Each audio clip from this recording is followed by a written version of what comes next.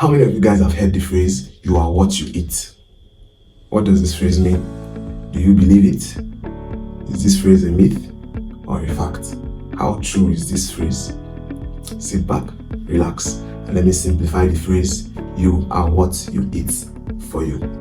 You remember how we're taught in biology classes that the cell is the basic unit of life.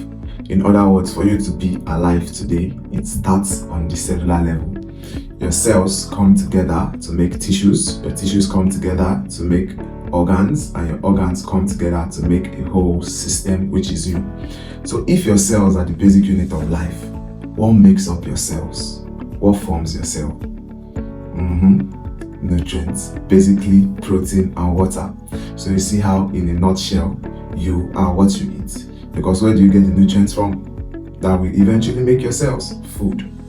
So you see how you are literally what you eat. So basically, nutrition starts from the day you were conceived in your mother's womb as a fetus. The choices of food your mom ate. If your mom ate a well-balanced meal, the better for your development as a fetus. If your mom ate foods that are rich in folic acid, omega-3, various vitamins, iron, calcium, all these nutrients will help in various functions like preventing neural tube defects, like proper bone development, like brain development and immune functions, and other developments as a fetus. So you see how nutrition starts from when you were conceived. On the other hand, if your mom was not properly nourished when you were conceived, it would lead to you not getting the proper nutrients. So your growth and development, even as a fetus, will be impaired. So now you get born and nutrition continues. For the first 6 months of your life, you are fed breast milk exclusively, because this breast milk contains all the nutrients you need for growth and development for these first 6 months of your life. These nutrients in the breast milk and the nutrients you've been getting from your mom when you were a fetus will help in you increasing your weight and your length. For the first 6 months of your life, you're supposed to have doubled in your weight, added about 15 centimeters to your birth weight, and also started developing cognitively. Like now you can now recognize familiar faces, you can now smile to social interactions and plays, you can now play with toy, you can now track moving objects with your eyes and all that. All these are cognitive developments, and the nutrients you got from your mom plays a very huge role in this cognitive development, and also the breast milk that you have been getting for these first 6 months of your life from your mom plays a very huge role in your overall growth and cognitive development. Now, from this 6 months period, you now need more nutrients. Your body now demands more nutrients. The nutrients you are getting from your mom's breast milk is no longer enough for your growth and development. That's where complementary feeding now comes in. You are now fed with baby formula that has been supplemented with other nutrients that you need that the breast milk cannot produce. You are also now given other home cooked meal, the meals that are eaten at home in small quantities. Now this will help develop your taste buds. This will help you start developing a likeness for a particular food, or your mom can also start detecting if you have allergies to particular foods. So if you are given particular food and they notice rashes and stuff on your body, you know that you are allergic to this food and they can remove it from your diet. So from 6 months and beyond, you are now complemented. Complementary feeding now starts with the breast milk. So nutrition. Now, if your parents are feeding you properly, giving you foods that contain all these nutrients you need, you will be growing at the right pace. You'll be growing and developing at the right pace. By 1 year, you should have tripled your birth weight. So if you weighed 3.5 kg when you were born, and you are being fed properly and nourished properly with foods that provide you with all the nutrients you need, by 1 year, you should have been weighing about 9 kg or 10 kg. You should have tripled your weight. But if, on the other hand, you are not being fed with foods that provide all the nutrients you need, you'll notice that by 1 year, there will be signs of malnourishment, undernutrition. You will not weigh as much as you should weigh. Even your growth, you start noticing little stunting from 2-3 years. Then there is this other group of people on the other end of the stick that gets overfed from this young age. And you notice that by when they get to 1, 2, 3 years old, you notice that they are they will have this other case of malnutrition called overnutrition. They would have grown bigger than how they should have grown, and over a long period of time this can pose its own health challenges. So you see how nutrition is very important right from when you were conceived to your first 1000 days and beyond, 2-3 years and beyond. So you've grown now and you get to make your own choices about food. The choices of food you eat, the food you like and dislike, how often you eat and the frequency in which you eat, your portion size and all that. And these choices you make will affect you on every level. It's going to affect you physically, it's going to affect you emotionally and mentally, it's going to affect you health-wise. So how does the food you eat affect everything about you? Number one, physically. This is the most obvious one. The choices of food you eat will affect your weight. If you're the type of person that eats junks and refined sugars and carbs and all this, the fast food, the burgers, the pizza, these foods, eventually, over time, you will gain weight. There are no two ways about it. The only people that are free from these ones are those that hit the genetic jackpots, that have high metabolism and their genes just make it difficult for them to gain weight. If you don't fall under this category, the choices of food you eat will eventually show on your weight. If you eat too much, if you eat foods that are packed with refined sugars and processed foods and everything, eventually you will gain weight. Also, physically, if you eat foods that are rich in vitamins and minerals, it's going to show on your skin, how your skin will be glowing. It's going to show on your nails, it's going to show on your hair.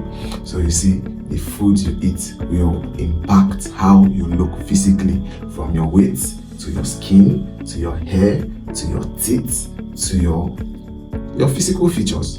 So yeah, you have to make the right choices.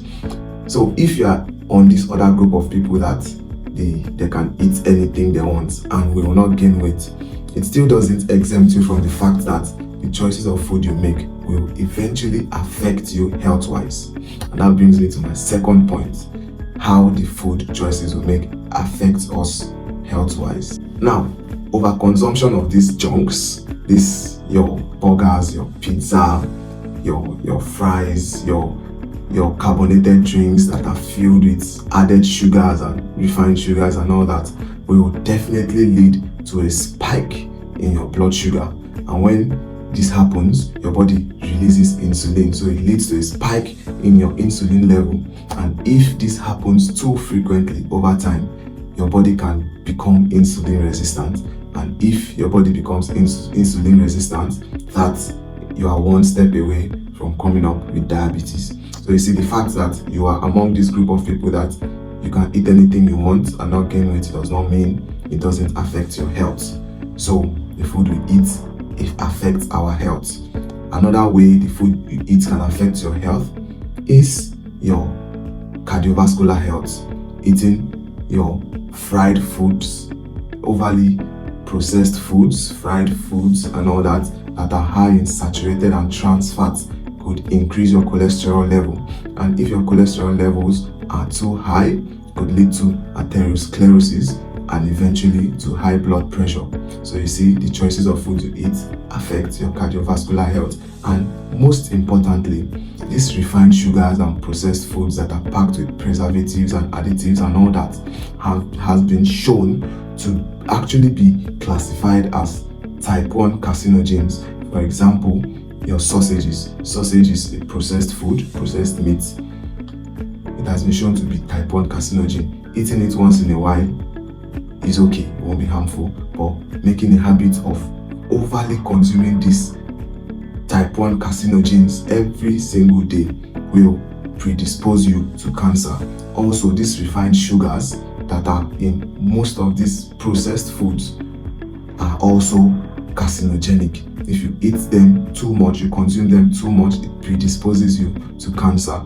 So the foods you eat affect your health. Now, a lot of people might not know this, but the choices of food you eat plays a very huge role in how you feel, plays a very huge role in your mood. Yes, the choices of food you eat affect how you feel emotionally and mentally. And how does this happen? You see, the nutrients you get from eating foods help in the production and regulation of hormones. Now, these foods I mentioned earlier, these unhealthy foods and junks and sugars and all that, actually disrupt the production and regulation of these hormones in your body.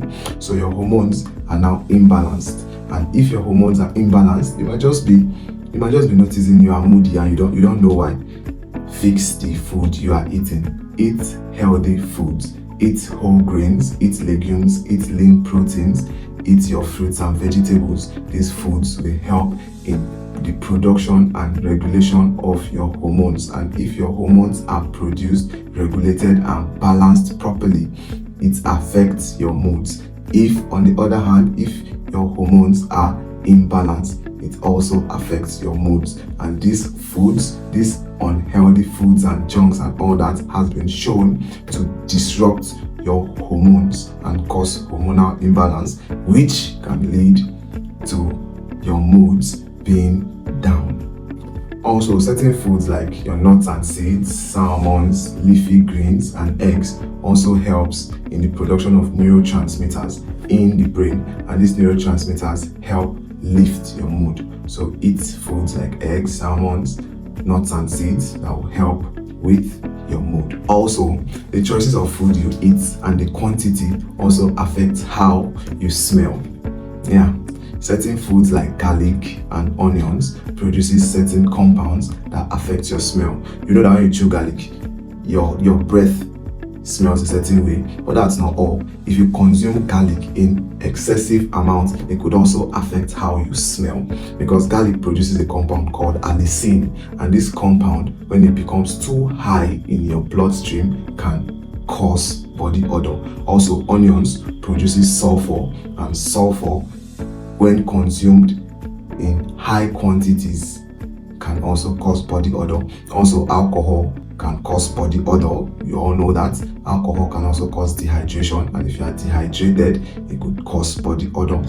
Also, the refined sugars you are eating that I have been mentioning from the beginning of this video, those refined processed sugars, added sugars in all those things you buy, all those junks, can also affect how you smell. Those refined sugar messes with the chemistry of your body's perspiration, the way you're supposed to perspire. Over consumption of this refined sugar messes with the chemistry involved in your body's perspiration, and over time could lead to body odor. So reduce your consumption of refined sugars. Lastly, broccoli and cabbages, consume in minimal quantities, because they also, when broken down, release sulfur, and foods that release sulfur can cause body odor. So consume, but not excessively. Lastly, your choices of food greatly affect your energy level.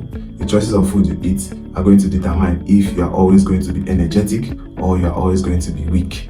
When you eat these fast foods that go and spikes up your blood sugar, yes, it boosts your energy level, but what it also does, because of its high glycemic index, is before you know it, the energy level that was boosted from drinking your energy drinks and all these junks crashes down really fast because of the high glycemic index and how quick it gets digested and absorbed. So when you take this junk and all these things, that leads to a boost in your energy level, it also leads to a crash really fast. So you notice that before you know it, you are weak, but you literally just ate a few minutes ago.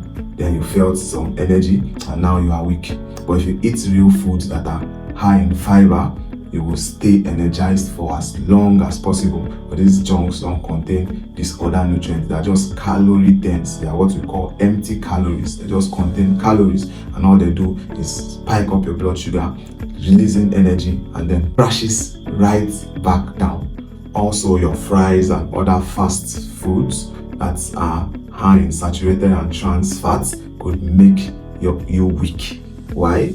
Because fats uses up more energy in your body to digest. So when you eat your fries and foods that are high in saturated and trans fats, and you notice that you feel weak, it's because your body is using more energy to digest this food. So instead of regularly eating your fries and fast food and all these things, opt for healthier options. Eat your whole grains, eat your legumes, eat your lean protein, eat your fruits and vegetables, and see how energized you will feel. So we have come to the end of today's episode. I hope you learned a thing or two, and I hope you will make healthier choices from today, because at the end of the day, and in a nutshell, you are what you eat. Till I come your way next time, I'm dietitian Larry Gaga saying peace, love, and bye-bye.